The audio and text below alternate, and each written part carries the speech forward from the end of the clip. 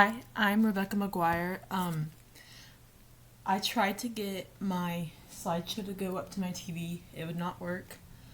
I'm recording this on my dresser. I have my phone next to me doing the time, and then I have my note cards right here.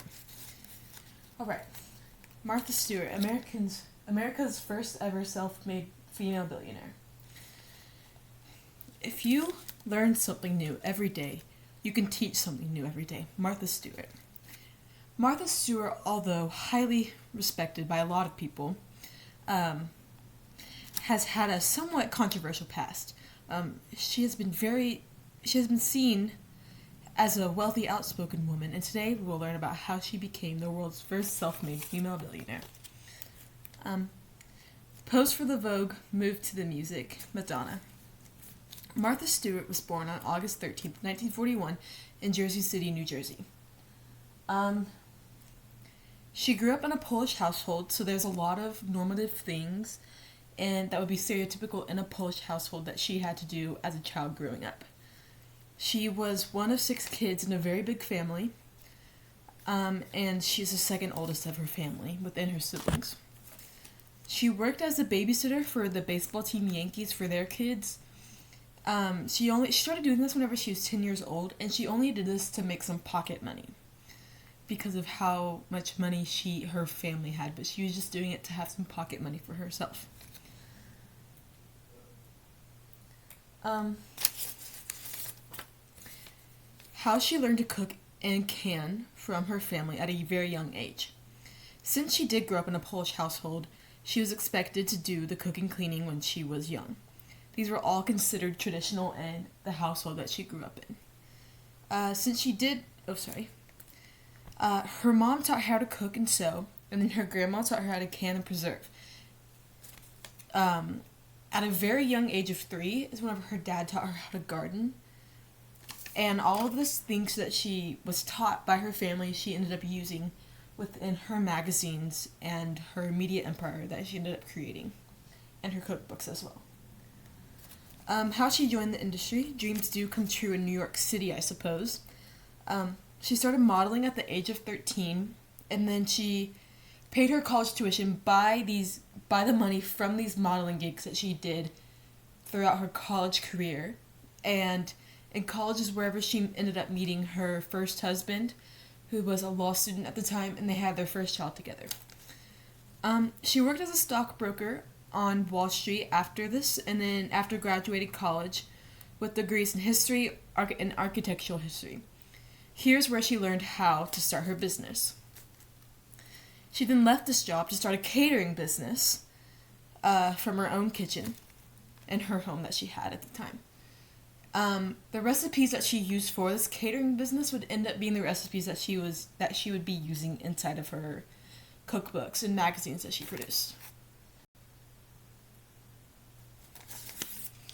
She published her very first magazine with her name on it in 1990. Right here is the copy of her first magazine of Martha Stewart Living. Although this was not the first book that she published, it was her first magazine. She published her very first cookbook in 1982 with the recipes that she used from her catering business. Her line of magazines titled Martha Stewart Living was very first published in 1990. She created the line of magazines because of how popular her cookbooks were. At one point in the 90s, she was actually listed as one of America's top 25 most influential people.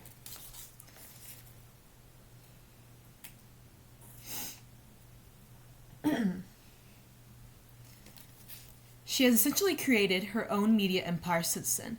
After her media empire skyrocketed in 1998, she was then announced America's first ever self-made female billionaire. She was also announced immediately as a billionaire within the media and the community. During this time, a woman-owned business was seen as outrageous. She says that even her lawyers were against her starting her own business and were very negative about her career that she was doing. Only a short years after Martha became a billionaire, Oprah Winfrey also was announced a billionaire as well.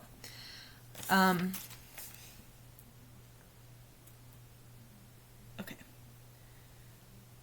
This is the chart of her, kind of like her downfall. She really had an empire state of mind.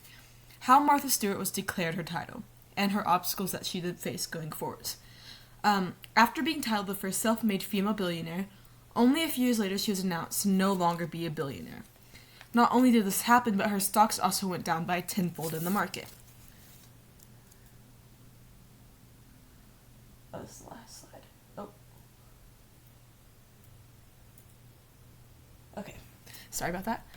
In 2004, she was convicted of several felonies and was sent to prison for 5 months, and after that, 5 months of house arrest. She was found guilty of conspiracy, false statements, and obstruction of agency proceedings. She spent her time in jail in a minimum security prison, and then she also was fined a large amount of money after she got out of jail. Before her stocks plunged, she actually sold all of her personal stocks away to other businesses. So to me personally, it's informational. It's almost like she knew what was going to be happening. After jail, she ended up becoming a billionaire again, but her company went down again in about 2015 in stocks recently, so she lost her title a second time. Despite controversial... 2015, she sold her company. This includes all of her magazines and her companies. After this had happened, she came out with her own TV show.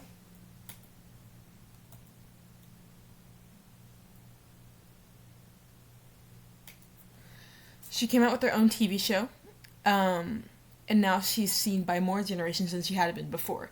So a lot of, the newer generations, like the millennials, have been seeing her show that she's been having and taking those aspects in to how they decorate their homes in situations like that.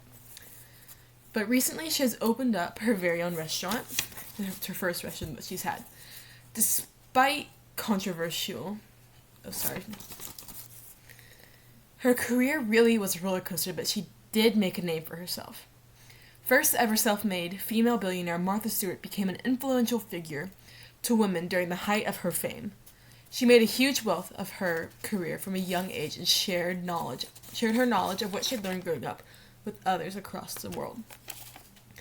Despite controversial things that she has done, the way she carries herself as a powerful woman, and she knows it, is something that women everywhere can take from her to make themselves a powerful woman.